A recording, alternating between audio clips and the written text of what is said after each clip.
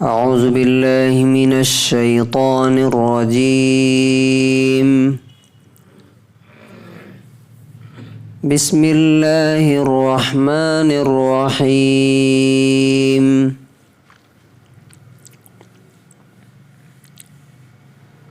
واتبعوا ما تتلو الشیاطین علی ملک سلیمان وما كفر سليمان ولكن الشياطين كفروا يعلمون الناس السحر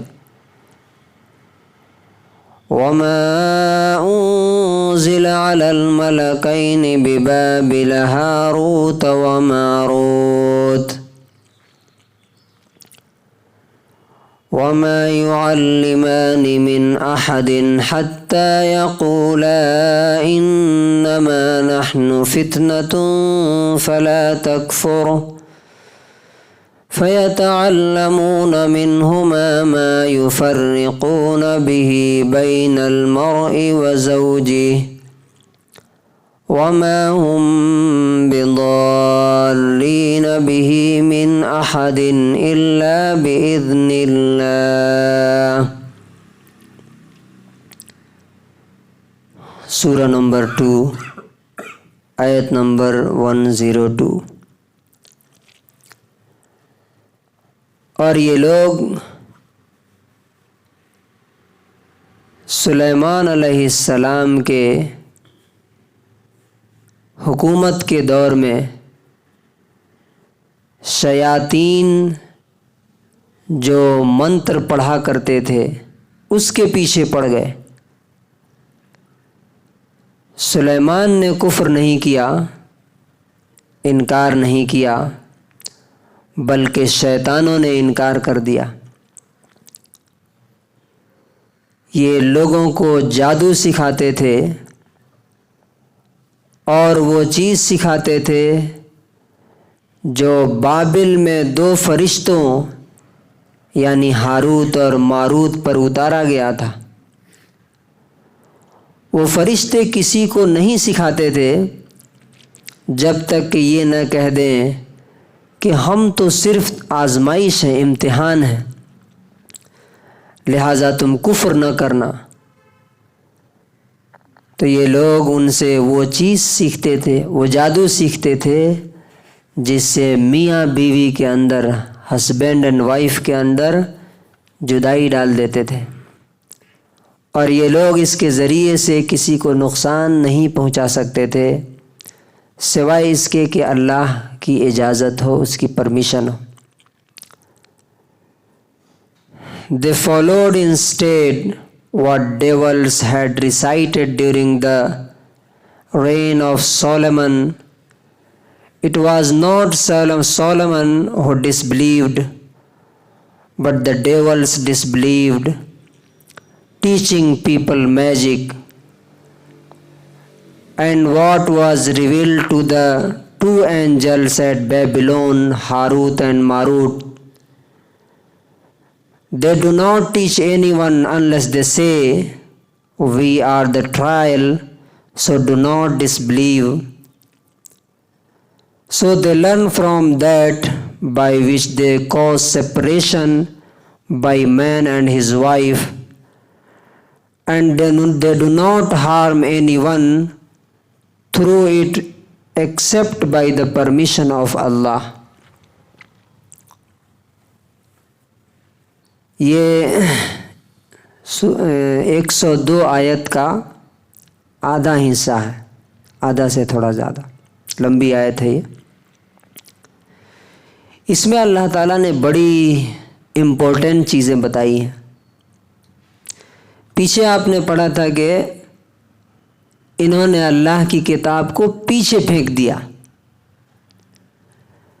تو اللہ کا اصول یہ ہے، اس کا پرنسپل یہ ہے، اور یہ دنیا کا قانون اور قانون قدرت، نیچر کا قانون یہ ہے کہ جب آپ اچھی چیز چھوڑتے ہیں تو بری چیز میں خود بخود پڑ جاتے ہیں۔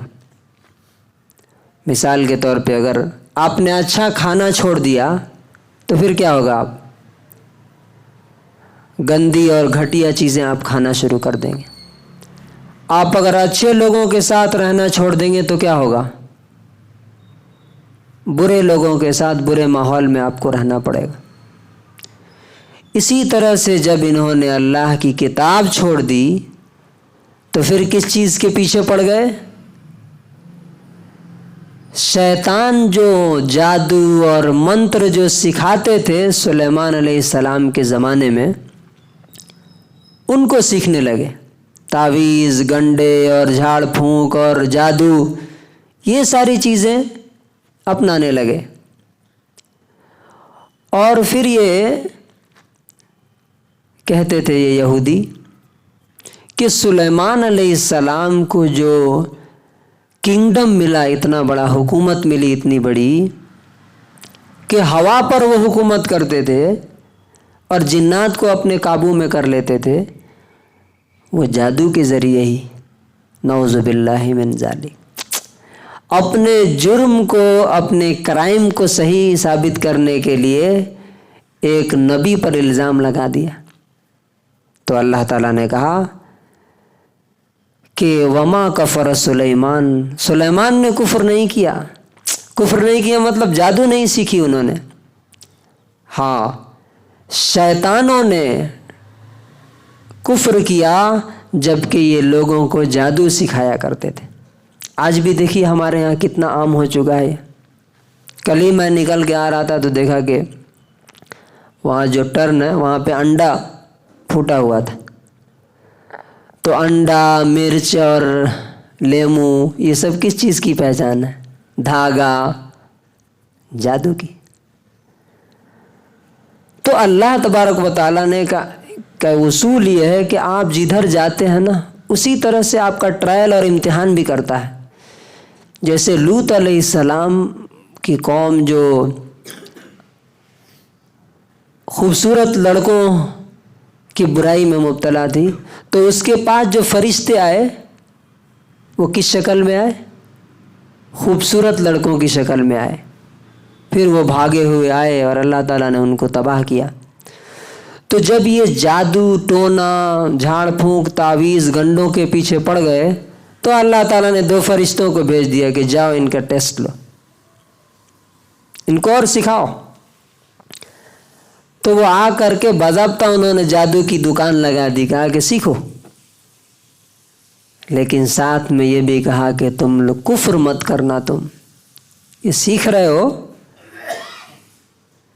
اس کے بارے میں مفسرین نے لکھا ہے کہ چونکہ جادو کا اتنا زور تھا، جیسے آج سائنس کا دور ہے نا، ہر آدمی سائنس کا جادو سر چڑھ کے بول رہا ہے، تو اس ٹائم پہ جادو سر چڑھ کے بولتا تھا سب کے، تو لوگوں کو اس کی حقیقت بتاتے تھے تاکہ یہ دھوکہ نہ کھائیں، تاکہ یہ جادو سے بچ جائیں۔ اب کہتے ہیں نا لوہے کو لوہا کاٹتا ہے، لیکن سکھاتے ٹائم یہ بھی بتا دیتے تھے کہ تم جادو کے چکر میں مت کرنا، اس کو پریکٹس مت کرنا۔ لیکن ہوا کیا؟ ان فرشتوں سے انہوں نے وہ جادو سیکھا اور سیکھ کر کے میاں بیوی کے درمیان جدائی ڈال دیتے تھے۔ اب دیکھیے کسی سوسائٹی کے اخلاق اور اس کے کیریکٹر کا اندازہ اس سے ہو سکتا ہے کہ شوہر کو بیوی سے، بیوی کو شوہر کو الگ کر دے اور اپنے اوپر اس کو عاشق کر لے۔ آج خوب ہو رہا ہے ہمارے یہاں، فلاں کی محبت نہیں ہو رہی ہے، تھوڑا تعویذ لکھ دیجئے، کچھ پڑھ کے دم کر دیجئے، فلاں کو فلاں سے ملانا ہے تو کچھ پڑھ کے پھونک دیجئے۔ ایسا چل رہا ہے، بڑا کاروبار ہے، یہ بہت بڑا یہ بزنس بن گیا ہمارے یہاں۔ بلکہ اب تو حالات یہ ہیں کہ اگر ایک صاحب نے پوچھا کہ آپ کو جھاڑ پھونک نہیں آتی ہے کیا؟ ہم کہا کہ نہیں۔ کہا کیسے حافظ صاحب ہیں آپ؟ سبحان اللہ! یعنی اگر آپ حافظ صاحب ہیں اور آپ کو وہ دھاگے اور جھاڑ پھونک تعویذ نہیں آتی ہے تو آپ اصلی حافظ صاحب نہیں ہیں۔ آپ